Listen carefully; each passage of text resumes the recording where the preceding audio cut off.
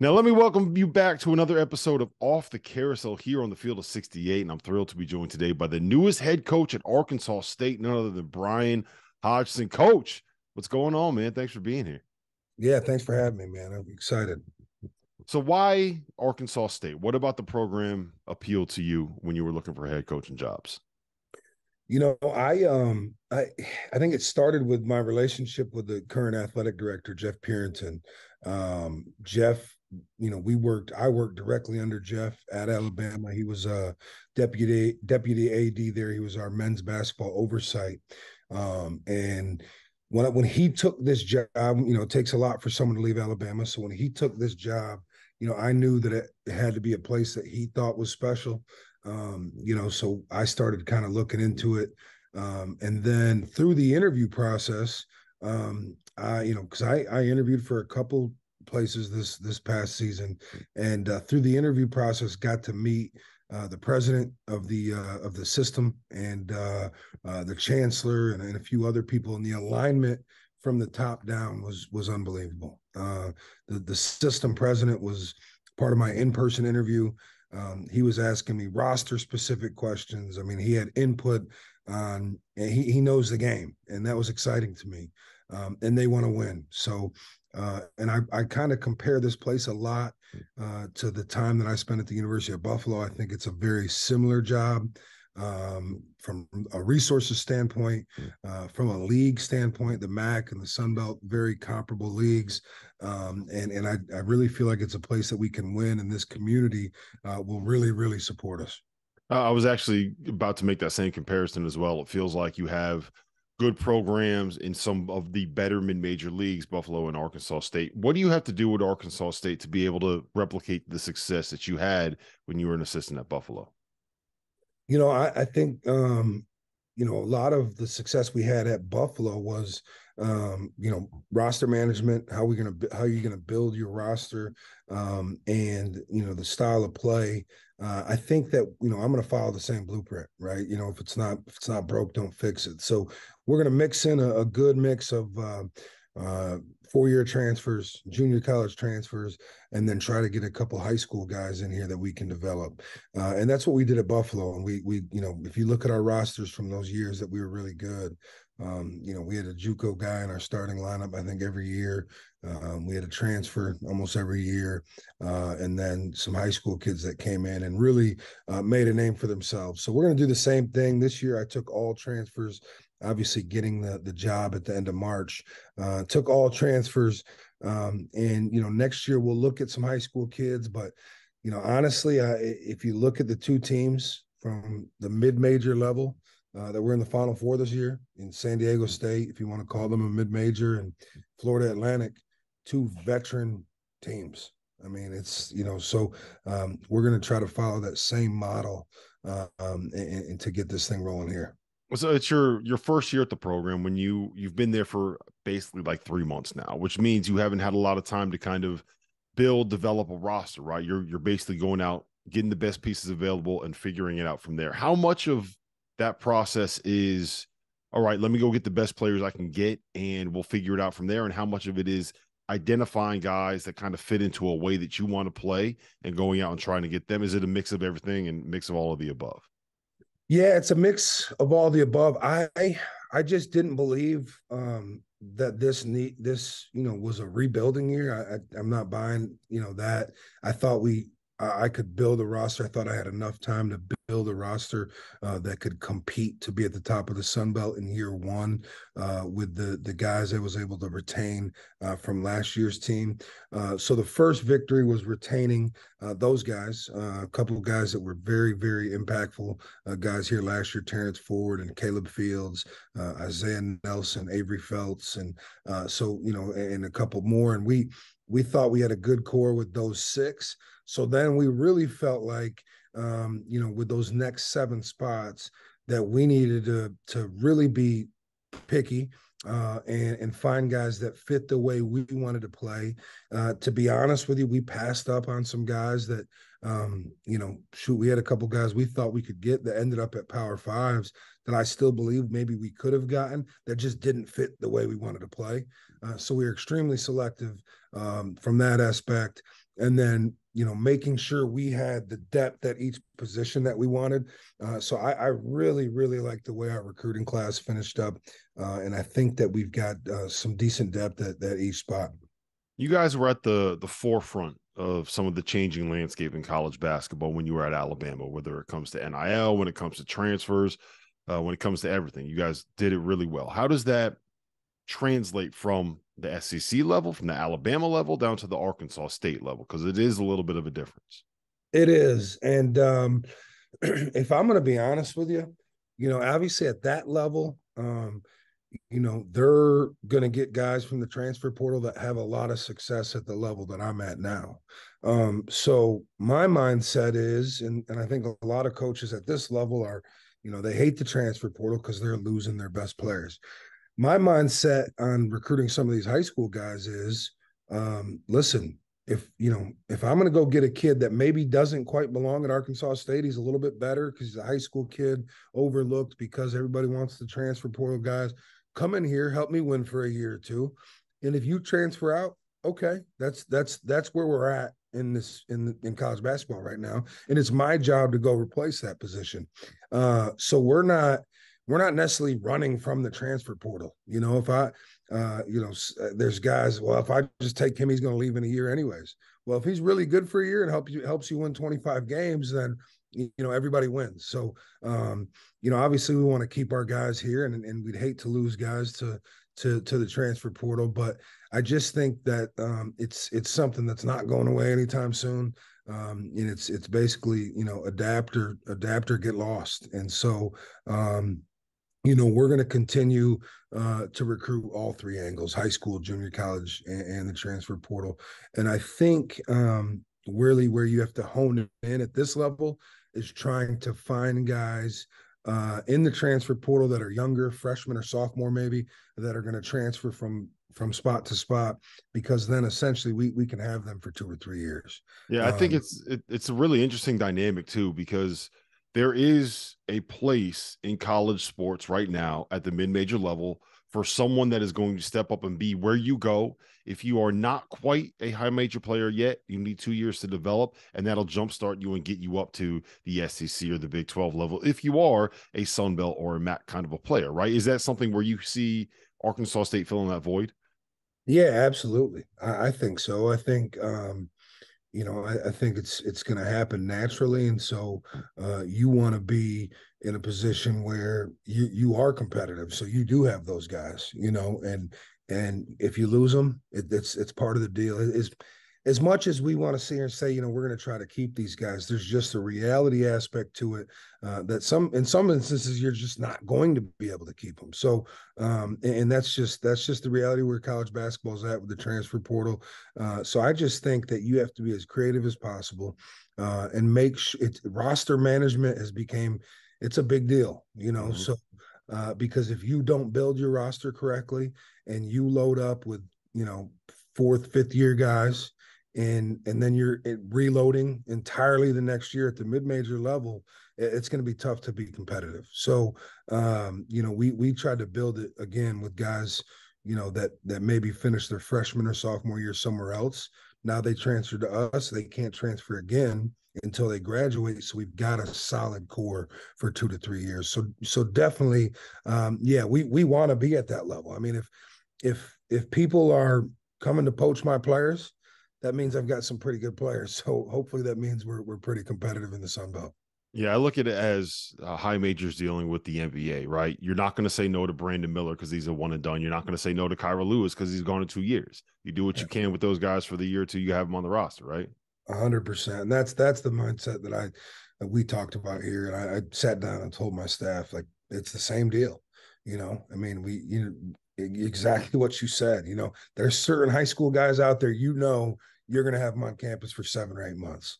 Well, are you going to say no to them? No, you're going to bring them in and try to win with them for 7 or 8 months. So Brandon Miller helped us win a lot of basketball games this year. We won the SEC. So I don't think anybody would change the way, that recruitment process went. So we're going to have the same approach here, just at a different level. What happens the first time Nate Oates calls you up and says, "Hey, I want that guy that's averaging 17 points a game for you"?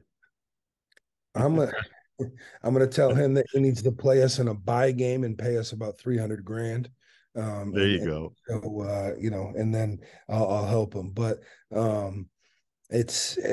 that's the interesting part. I'm going to have guys that I'm friends with in this business that are going to be recruiting guys potentially off of our roster. And I'm not saying, I'm not going to say they're going to by committing violations, but if I have a kid that goes in the transfer portal, am I going to tell Nate Oates not to call him just because I've got a relationship with him? No.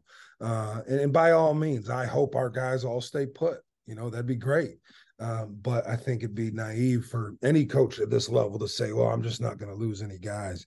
If you look at what happened to the Sun Belt this past year, I mean, some of the best players in the Sun Belt that were eligible to transfer are gone.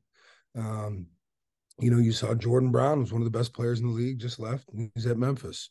The two kids from Marshall, they're gone. So, it's really roster management has become so important, not just recruiting, but roster management, and making sure that what you have is sustainable. And I think where I'm hoping that the NCAA starts to really look at things is not necessarily, I'm not going to sit here and complain about the transfer portal because you're fighting a never-ending battle there. But the APR deal is something that has not caught up to where we are now. So we're still being penalized on APR in some cases, but yet the transfer portal is crazy and kids can come and go as they please, but nothing's been adjusted on the things that are tied to that. So hopefully they make some changes there soon, but outside of that, it's just really, like I said, adapt or you're going to get lost quick. So I don't think people realize how quick your ascension has been to the coaching ranks. You're 35 years old.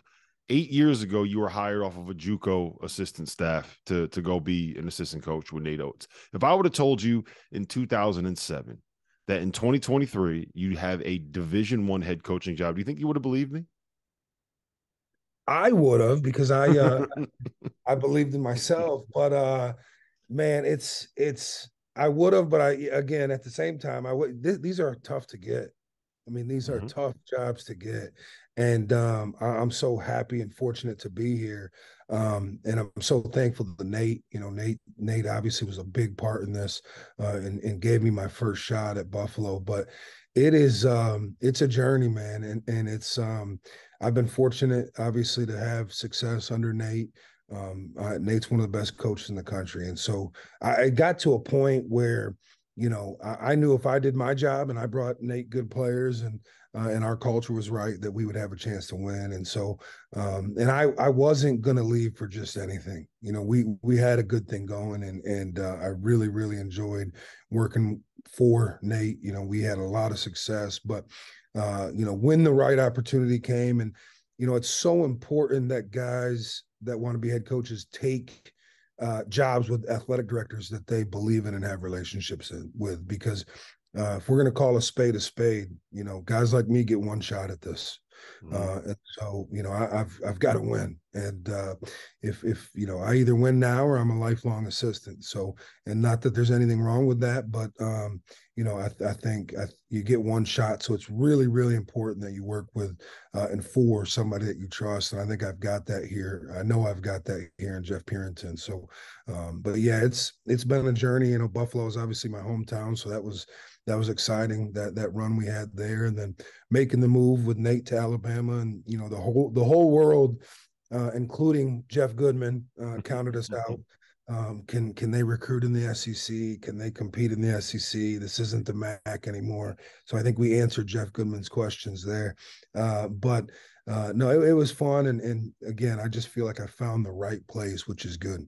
Yeah, never let Jeff forget that either. There's a lot of guys that are right now in the spot that you were in like 2010, 2011, 2012, where, I mean, let's be honest, you're probably sitting there thinking, like, is this something that I can really do? Like, is this a career for me, or is this just a job for the time being? What advice would you have for those guys that are in that spot? I think the best advice is to be where your feet are. I think sometimes, and I was guilty of it myself at times, but I talk to my buddies in the business. Sometimes they're so worried about what the next move is that they're not 100% locked into what they're doing and where they're at in that moment. And I think the best way to put yourself in a position to become a head coach is to be a really, really good assistant. You don't see many guys get these jobs that weren't great assistant coaches. So I took pride in kind of being Nate's right hand man and having that connection that we did. And I just focused on. I got to a point where I said, you know what, if I'm going to be an assistant for Nate Oates for the rest of my career, I'll be okay. We're going to win basketball games. And Nate's a great boss. So anything that happens on top of that's just a blessing. But so I think you can't put these expectations on yourself. I've heard guys say, man, if I'm not a head coach by the time I'm 40, I'm just going to get out. Well, that's that's tough. I think you've got to be comfortable with being an assistant, being a really, really good assistant. And then from there, when that opportunity arises, just making sure that you're prepared for it. How do you feel about mid-range jumpers? I don't feel as strongly as Nate Oates does about that. So I do think there's a time and a place, and people use this against us in recruiting all the time. Every kid we brought on campus to Alabama, the question was there, and you could tell that someone told them, hey, when you visit Alabama, you make sure you ask them about shooting your mid-range jumper, because it's everybody, that's their shot. That's my shot, coach. What we do is we teach it. We practice, and this even at Alabama, and I carried it over here. We stat every single practice. I mean, every shot our guys take is statted. So every week, every 2 weeks, and at the end of the summer and at the end of fall camp, they have a sheet that shows them what they shoot, the percentage on every shot they take, at the rim shots, not at the rim shots, 15 footers, 17 footers, and three, and so on. And you'll see over a large portion of time that very few guys shoot that shot at a high percentage. I think it was 3 years ago we studied the NBA, and there was only 4 guys on a decent number of attempts that shot the mid-range jump shot at over 50%. And those guys that were over 50 weren't far over 50. And so when you look at the points per possession on that, mathematically, it just doesn't make a ton of sense. But there is a time and a place, and there is guys that do shoot that shot at a high percentage. And those guys, we want them to take those shots. But my thing is if you can back up 2 feet and get an extra point, that's what we want to do, which I think, Dauster, from what I hear about your game, you would have fit well in our system. I heard you like to jack them up from behind the arc. So yeah, when you can't do anything else, that's all you really got in your game, right? No doubt. My staff jokes with me now. We play pickup, and they're like, man, B, when we were younger, you used to post up and you were all over the glass and sprinting the floor. Now you just kind of work top of the key to the top of the key. And I said, yeah, that's about as far as I can get. So, but yeah, we're gonna get them up. We're gonna do the same thing here. How much of that are you gonna bring with you, and how much of that was something where, it took me a while to change my mind, like to kind of understand that concept and understand the math of it. Is that something where you've kind of come around? Is that something where you see your players kind of get it once you kind of lay it out in front of them? Do people kind of pick up on it? Yeah, I think it took me a while, and I thought I knew the game when I got to Nate. And that's the other thing. I think back to your other question, as assistants, man, you just have to have an open mind. Like I was fortunate to work for Nate. You want to talk about a student of the game. The dude watches NBA games every single night. And I'm not talking just turning on the TV and watching the league. I'm talking about he sits down on his laptop and breaks down NBA games every night. He finds out who the most efficient offenses are in the league, and he breaks down the game. And so if you've got someone that's a student of the game like that, and you get to be around them every day, well, I took pride in starting to pick that stuff up. So I think once you understand the math behind it, it really helps you. But then on top of that, when I'm going to relay it to my players here, right, I'm bringing in, and shoot, I walked into 4 or 5 guys that thought their mid-range jumper was their shot. And then I broke it down and talked to them about what the league wants to see. We've been fortunate to have several guys drafted here in the first round. I think we had the third most first rounders in the last 4 years. Alabama did, and so we've had success putting guys in the league. And when guys call from the NBA, one of the first things they say is we love watching kids play at Alabama because they play in an NBA offense and they play the way that we want to see them play. And there's times where we have to go on a limb and evaluate a kid that plays in a system that's so far off from anything they're going to do at this level. We really have to take a leap on some of that stuff. But when we're watching kids that play in this system, we can see directly how it would translate to the league. And so teaching our guys that, hey, all of your goal, everybody in this room, their goal is to play at the next level. And this is what the next level wants to see. As you see mid-range jumpers in the league, but coaches in the league want to see threes and layups. I mean, that's just the reality of it. So I think when you can relay that to them and their goal is to get to that point, they'll start to buy in a little bit, which is we've done a decent job of that so far this summer. All right, last one I got for you. What is success in year one at Arkansas State for you? It's a great question. We've been talking about this as a staff and as a team. To me, success in year one is really to be towards the top of the league. I don't want to sit here and say we've got to win the Sun Belt. No, I want to be towards the top of that league. This is an unbelievable basketball league. I mean, you look at the additions of James Madison, Old Dominion, App State, Southern Miss. I mean, it is a gauntlet, and a lot like the MAC. So to finish in the top, towards the top of the league, and be playing our best basketball going into Pensacola in the Sun Belt Conference tournament, put ourselves in a position to have a shot to win that tournament. And I think we've got enough talent to do it. I think that we'll get the buy-in. I've got a really good group of guys. And so I really think, if we can finish in that top 4 or 5, put ourselves in a good position from a seeding standpoint in the Sun Belt tournament to go down there to Pensacola and walk in and feel like, hey, we've got a shot to win this deal and go to the NCAA tournament. I think that'd be a successful year. So, there's a lot of factors into that. I don't want to put a win number on it because I'll tell you this, I'm following the Nate Oates scheduling philosophy where we don't have cupcakes on our schedule.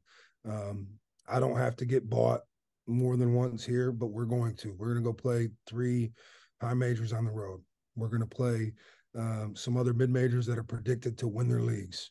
We're going to get out and play a competitive schedule. So I just want to see us, be really hitting our stride as we're entering Sun Belt play, and then put ourselves in a position to win the Sun Belt tournament. Well, listen, Hodgson, I'm happy for you. I appreciate you being here. I'm going to be rooting for Arkansas State here in New Jersey, man. I appreciate the time. Thank you. Yeah, thanks for having me, man.